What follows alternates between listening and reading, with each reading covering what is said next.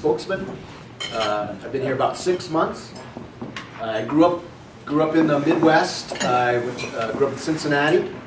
Went to Ohio University for my undergrad, and moved out west as soon as possible, and worked in rural newspapers my whole career. Started at a weekly in North Idaho, Timbertown, and then moved to Montana. Worked in Butte, a big mining town there, and got to Oregon. Worked for the East Oregonian in Pendleton for like 5 years as an editor there. Went back and got a quick master's from U of O right before the pandemic. So I got a master's in multimedia journalism. So hopefully that will, I'm a classic print writer, but I know that need a lot of different skills now to make it in journalism. So now I have a little bit more audio and visual skills. Left there, took a job in Klamath Falls, was there for a year, and I'm now back with the EO Media Group here in Central Oregon. The Spokesman obviously has a long history. I think it's the oldest business in Redmond, 100 plus years, still going strong, but had some difficult times there. It went bankrupt along with the Bend Bulletin a couple years ago. The EO Media Group company purchased both papers. Put a lot of effort into salvaging the Bend Bulletin and getting it get on good feet, and now it's kind of turned back to the Spokesman to do the same here. So it's been without some local journalists for a number of years. We're bringing that back. They've hired me. We've also hired another reporter. So we have a 2-person newsroom. We have an intern all summer long. We've hired a front desk person who can sell ads and sign people up for subscriptions, just sort of be a welcoming presence. We've opened a downtown office right next to the theater, next to the Odom Theater, at the corner of Deschutes and 6th, and we're there 9 to 5. Stop in, tell us what you like about the paper, what you don't. If there's an event we should know about, please stop by and tell us. We're only 2 of us, so we can't know everything around town, and there's plenty of things that it happens, and people say, "Why weren't you there?" And it'd be great to know that in advance, because we'll try to make as much as possible. For Kiwanis events that you're trying to raise money for, get interested in, please just send an email or drop off some information. We get that in our community calendar. If you're out there, cleaning garbage, take a photo and send it to us afterwards. We'd be happy to get that in and let folks know all the good work you do and how people can get involved. I think that'd be really effective. We've already doubled the size of the paper, and our goal is to be a community newspaper again. Redmond city government, Redmond schools, Redmond events, do all that coverage. It kind of misses from the Bend Bulletin's, big picture kind of daily focus. We're a weekly paper. We come out on Tuesdays now. It comes in the mail, so no delivery issues. It'll come in your mailbox on Tuesdays whenever you get your mail, and that's been helpful to make sure that people get it every week. Sort of the same things. We're both, me and our new staffer are new to town, so we're trying to learn as much as we can and know who are the people that we need to talk to and who are interesting and who are incredible and have done amazing things. So if you know somebody who's a fascinating character and you'd love to know more about, please let us know. We'd love to do more feature story. Yeah. Sorry. Are you aware of Leadership Redmond? Yes. And is that something, I don't know if you have time to do that or not. Yeah, that's definitely high on our list. I'm not taking part in it this upcoming year, but that's definitely high. That's a helpful way to get to know a lot of different things, right? Exactly. That's definitely on our list. That same thing. We're going to do our best to cover city council meetings and school board meetings and stuff. But some of those, people that in your community circles that might not bubble right to the top, those are usually the great stories. So we're all, we'd love to have some ideas. If you have feedback on what you'd like to see in the paper, please, grab my ear or stop by and chat with us. I think we're a pretty open-minded, group of folks who want to do a good job and are trying to restart this thing out of, sort of from scratch. So there's no bad habits. We're able to sort of take things on and try new things and come up with new ideas. So if there's stuff you'd like to see there, we're all ears and are excited to try. Yeah. In addition to ideas from us, would you like to see, or would it be useful for us to actually write an article and then give it to you, and then see if you edit it if you like? Yeah, totally. Yeah, I think those are great ideas. I mean, that'd be great. I mean, I think it's a 50-50 of just send us an email sometimes. It doesn't take any time. It's hard for people to have the time to write all this stuff and say, hey, we're doing this cool thing Saturday, can you be there? And we would love to try. We can't get everything, and if we can't, maybe you just, we might say, hey, can you send a photo and, send us the number of dollars you raised or pounds of food that were donated. That'd be wonderful. But yeah, if you have time to write stuff, that's fantastic. But not everyone has the time, and sometimes something simple. Hey, we're going to be there's this cool thing happening next week. We'd love for you to be there. That's sometimes all we need. That's better than a press release that's written out that we kind of just regurgitate kind of thing. So we're happy to just have a tip or an idea. So I have, I'm marketing director for Hospice of Redmond. Okay. And so how do I reach it? Do I just reach out to you? Yeah, I've got some cards here. Yeah, okay, good. You can because email. We have two big events. We have Cool. Festival of Trees back at the Deschutes Fairgrounds after being away for 2 years. Yep. That I'm heading up, and that's on December 3rd. And then we're we support Central Oregon's all the veterans in Central Oregon. Yep. And we have a really big event that we're going to be putting on sometime in April. And I know it's a few months out, Yep. but we're planning it now because we have an honor wall on our campus. And we have right now 180 names. It was actually an assisted living facility that has, they're owned by a corporation, so they have multiple sites throughout the whole state of Oregon, and they want to put their veteran residents on our wall. And that's my other project, is working and getting the panels ready. Cool. And so we're going to make it a big community celebration for these veterans throughout Oregon, and the majority of them are from Central Oregon. That's so great. that would be something wonderful. Yeah, I mean that's a great idea. Of like at the very easiest, we get that on our calendar events. Yes. Let people know it's coming, what it's about, Right. how to get a ticket. But also that might inspire us to say, hey, give us the name of one of those local vets, and they're living, and then we can do it. Right. And we can interview them and talk about what it would mean to live next to other vets, that sort of No, thing. that's So like that's a great Yes. profile opportunity. It's our biggest, Yeah. it's something that they've never done before. Yeah, and super cool. so I've worked really hard to get this on board, and actually it was the corporation that owns the assisted living facilities throughout who reached out to me, and it's just something we've been working on a couple months, just getting all the names and their discharge forms Yeah. and stuff. I mean, that's exactly, we'd definitely be interested in doing that, and sometimes, that is that mix of just, we can information out, but also can inspire, Right. a story Okay. that can get on the front page and have more, more readership when people Great. see personal stories kind of behind those bigger events, so. Wonderful. Yeah, that's sort of our goals.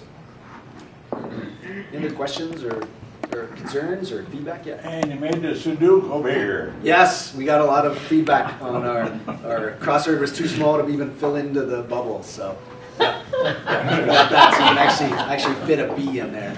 So I yeah. love it. But yeah, The one if, page was important before. He saw me Yeah. walking. yeah, totally. Yeah, but yeah, I mean that's the perfect kind of stuff for we can change, and that's the nice thing of having a small crew is that there's no bureaucracy, and if people want a bigger Sudoku, we can just blow it up. So who is the other half? Like what is their role? Yeah, so I'm the editor. That means I'm kind of writing a few stories a week, but also I'm collating our opinion stuff. I'm grabbing, our calendars. I'm making sure we're at events. And we also have Nick Rosenberger. He's a U of O grad from this past year, also a Snowden intern, which is kind of a prestigious internship that they send around the state. And he's our local reporter. So he's reporting stories, 40 hours a week kind of thing. And yeah, he does everything. Like, we're too small to have sort of beats, which are like the traditional, like what a newspaper, focuses on, a reporter does. So he's taking all comers, and our goal is to have him do one or two sort of in-depth stories a week, where they're this week we had one on the city being split by the new districts. So we'll have, instead of just one state rep, we'll have two, and instead of one state senator, we'll have two, and so the complications of that. So like one, sort of like dig in story a week, and then also, we want to fill his week with community events and schools and all that stuff too. So yeah, so we've got someone we can sort of like send out into and try to get out of the office where I'm a little bit more stuck in the office. But we went out talking to folks. Good. Yeah. Yeah. Well, you've lived here long enough, you see our flag display on major holidays. Yeah. You could always use extra help if there's some way. Before the dates, you could run a story that you meet it, because the times vary by what day it is. And it's all volunteer, basically, to put the flags out. Yep. If we get enough people, it's an hour to an hour and a half set up, an hour and a half take down. And maybe even do a story on how we got to be Flag City USA. We're the only second city in the U.S. that has that deal. How many now, Gary? Pardon?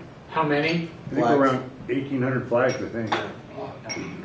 And when I started with the Kiwanis, we were doing 500, 600. We used to carry them all in one semi-trailer. And then we'd fill up pickups and head to the streets. But, and then also do a story on how you can buy a flag with your name on it and all that. And I'd say in May, because Memorial Day I think is our first time out. Yep, that's a good idea. So yeah, in advance of those holidays, our paper comes out on Tuesday. We put it together, prints on Monday night. So it's kind of like you have to think like sometimes a week in advance kind of thing. So if you're doing something that weekend, let us know the week before, and we can say, hey, show up at 6 a.m. and be part of the team, and we can share that on our website. We're publishing on the web. We're a weekly newspaper, but we're publishing on the web 24/7. We're not holding it. Holding anything for we know that it's 24/7 news environment, so we're publishing everything as soon as we get it and throwing it online. And if you're a subscriber, you get digital access kind of thing, so you can be there. Yeah. Another one of our projects is the Redmond Learning Center. The old one over by hospice is falling apart. Yep. So we renovated the Opportunity Foundation building, that big pagoda type thing. Yep. And we stripped it bare and rebuilt it. Yeah. It's really a benefit for the community. I think we should get some coverage. Yeah, that's a great idea. We'd love to. And some of the ways to make those stories kind of shine is that you help us find folks who benefit from that, like whose life that is impacted. Those can really make readers appreciate it and remember it, right? We can say, hey, look at this cool new thing, but if we get to talk with folks whose lives have improved and who it's an important part of their day or their week, that really makes those kinds of stories stand out. So yeah, we'd love to do that. Yeah. Can you talk a little bit about the trend of going digital versus actually having a physical paper in your hand, and how's that affecting you, and then also just what is your digital membership? Yeah. So yeah, I mean, newspapers are changing, obviously. I think Medford just went to an entirely digital paper. That's a huge city that now no longer has any newspaper at all. The Oregonian has cut back days. Bend is now 6 days a week, and so the business is changing. A thing that appears in print on your doorstep is becoming out of date for sure. And I don't think newspapers will be around a generation from now in the style they are now. But that we know that people are spending a lot more time consuming news than they ever have before. You used to get your hour with the paper every morning and set it down and then go about your day. Now we're getting bombarded with information all the time, and so that requires journalists doing it well rather than people who just want your attention and to get you angry about stuff. So.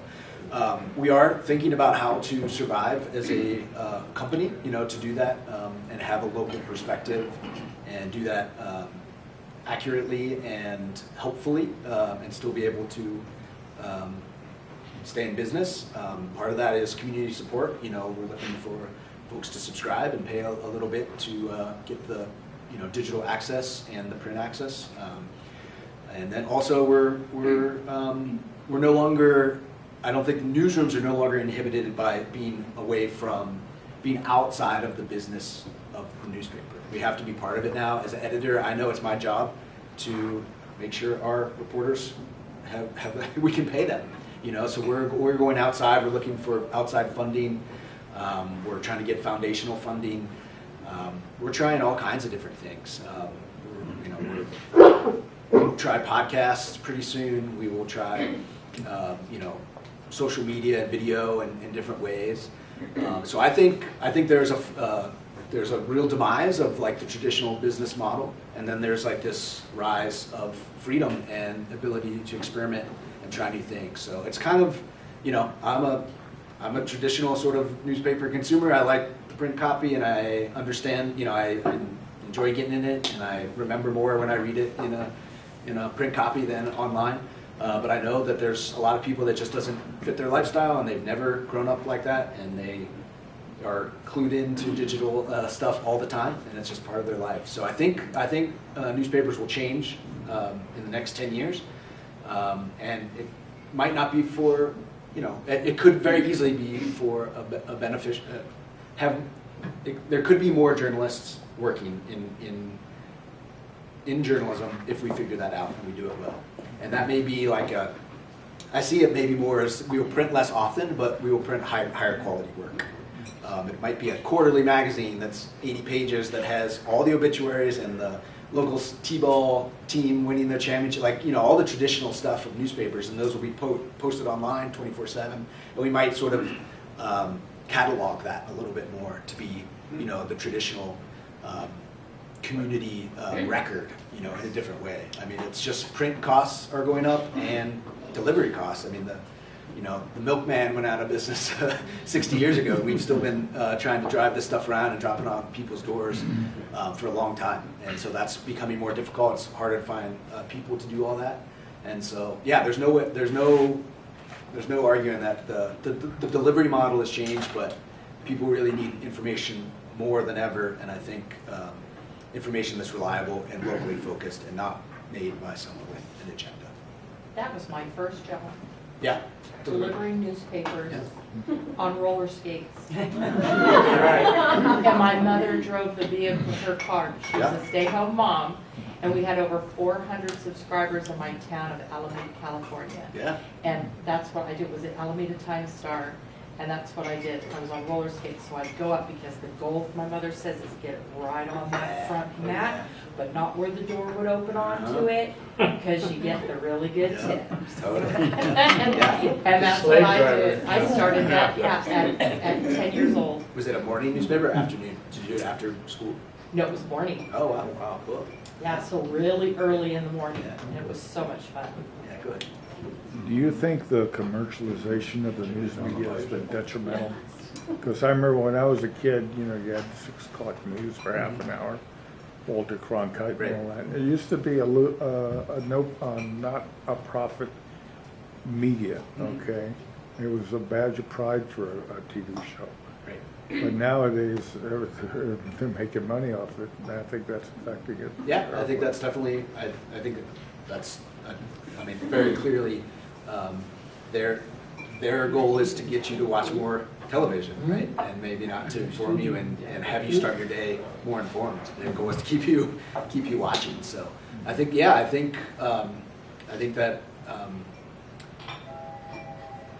there's a ton of things masquerading as journalism that are mostly just designed to make people angry because it keeps them involved. So I think that's never been my goal. I think we can do it where we just give people information that helps them and keeps them informed and about what's up in their community and what their neighbors are up to. And I think it's also on news consumers, right? Because it's easy to get sucked into that system and dedicate your life to what somebody on television is telling you, right? And I think it's really, we love for people to be to second guess what we're telling them and look on it and hold us to high standards, right? And be considerate of what they're consuming because our goal is to give fair and clear and direct information that empowers you rather than getting you all worked up or getting you giving you supposedly what we think the answer is. Did you ever think of doing a news show on a public access channel? I'm up for all ideas. Yeah, I mean, I think that's we've been talking over having a sort of maybe starting it with a podcast, but it could easily, you can make videos really easily. But yeah, more of just a very discussion based sort of weekly show kind of thing. That would just be, here's what's going on in town, here's what we've reported, here's what you should know. It's just a very declarative sort of show. So yeah, that might be a way to do it. I've done a few of the KPOV local news shows, which are kind of that realm. Yeah, go ahead. So I was part of Oregon newspapers for more than 30 years, all of that with Western Communications, the predecessor of your papers here. We had 8 or 10 newspapers. I remember Pendleton and Astoria were the Forrester family's newspapers. Yep. Where do you stand in this Oregon hierarchy now in size of newspaper groups? Because I know the Pamphlins have emerged, but the Eagle newspapers have disappeared. So Yep. where do you stand? The EO Media Group is still owned by the Forresters. It's a family-owned company. They now own the Bend Bulletin, the Redmond Spokesman, still Pendleton and Astoria. They own papers in Wallowa County and John Day, the Capital Press, the major ag paper that goes all over the Northwest. But So I think Hatfield LeGrand. they still own the Grand paper and Baker City as well. Okay. But they are smaller, I think, than they've been before, and they're published less often. And so yeah, they're up to about 15 papers. I think it's a really great company. I really like Forsters and the Browns who are out of Pendleton. My stop in Klamath was at a corporate-owned paper, and we just couldn't get really any purchase, from the corporate sort of side of things, where we were just trying to focus on journalism and let us do journalism. It seems like from these folks, their goal is to invest in newsrooms and get these things. I don't think there's a lot of newspapers that are growing. I think we might be one of the only ones in the country that is sort of like trying to bring back, what was a paper that didn't have any people. So I think they are investing in local papers. And yeah, I would be nervous about consolidating ownership of newspapers and journalists and information. But I really like this company, and I think their goal is to have fully functioning newsrooms in small towns where that's difficult to do. So I'm happy to be here for sure. Yeah. Just a question. How will you determine, well, first of all, will you take on some of the hard issues? Like, are you ready to take on those issues like mental health and childcare and housing, and really significant for what's happening in Redmond specifically? And the second part of that is, how do you determine what is newsworthy, noteworthy, in your leadership versus the last paper? Yeah. I mean, I think we definitely want to take on those big issues. I think there's part of that a community newspaper can just sort of be press releases and here's a flowery version that isn't very deep. So yeah, I think we do want to, and our goal is to really shine a light on some of the difficult things. We've done some good reporting on some of the proposals for houselessness and safe parking and stuff that are hopefully trying to be investigative in nature. And I think Nick, our current reporter, is really drawn to that kind of work, and so we want to do that. And that's our number one priority, I think, is to really do stuff that has value, and that because that goes back to getting people to subscribe, right? If you really have to show people that you're doing work that benefits and challenges and has some value to our community. It's not just things people are passing along on social media.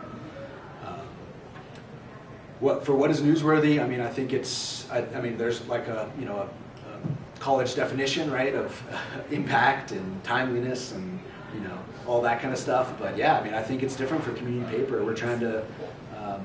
What's newsy for us is things that people here care about. That's different from what people care about in Bend and what people care about in DC. And so I think we have a lot more flexibility about what we want to cover. We know we need to get to city council meetings, and we know we need to get to the results of elections and all that kind of stuff. But we have some flexibility on that, and if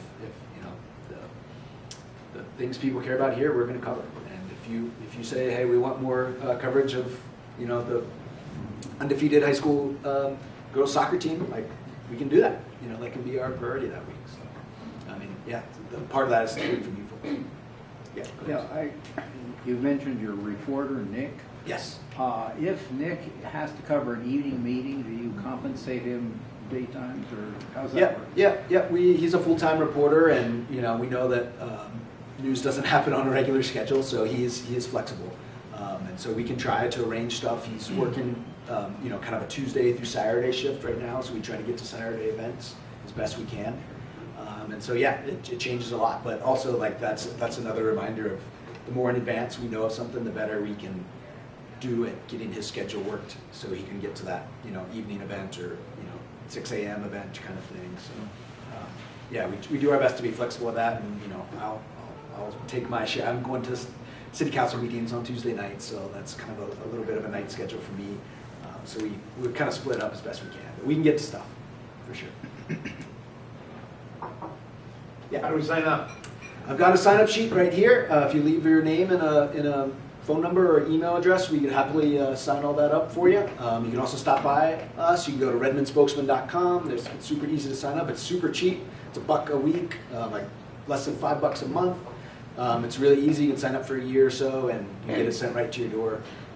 Obviously, you know, if you have a company and would love to advertise, we're seeing skyrocketing numbers of readers, both in print and online. So I think it's a good way to get in front of people. We're seeing a lot, you know, with the election, you know, we see a lot of people wanting to be involved and get their message in front of folks. So yeah, we're taking all comers, and obviously we're not going to be able to survive and keep growing if we don't have kind of community support. So that's really helpful to us and helps us keep going. So I'll have a little sheet out here as you file out. Really cool. Thank you all for your time. Appreciate it. Thank you. That's what is this one? Elegant. Oh wait. What is this? Jerry. Jerry. Glasses. Jerry. Tim, can I take something in the picture? Awesome. Thanks.